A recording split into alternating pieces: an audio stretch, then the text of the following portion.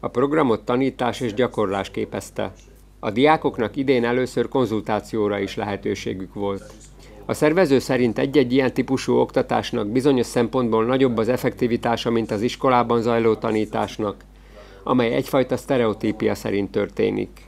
Minden egyes új találkozás és minden egyes új tapasztalat az önmegvalósításnak egy bizonyos formája, és ezt nem lehet abba hagyni a művészetben.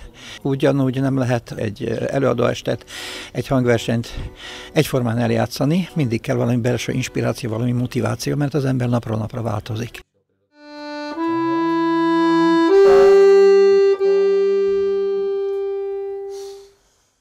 A tanárok között volt a szlovákiai származású Tibor Iván, aki a nagyhírű Helsinki Sibelius Akadémián tanít. A diákoknak ezáltal egy másfajta látásmódot tud átadni. Mojou úlohou je, aby študenti začali vnímať samého seba lepšie pri hraní, aby jednoducho sa dokázali vcítiť do svojich pocitov, keď hrajú, a aby vlastne všetko, čo oni robia, všetko, čo im ja vysvetľujem, aby si dokázali oni preniesť do svojich hlav a pochopiť to svojim vlastným jazykom. Takže mojou úlohou učiteľa je tiež ukázať im iné cesty a nechať ich porozmýšľať nad tým a priniesť vlastnú odpoveď.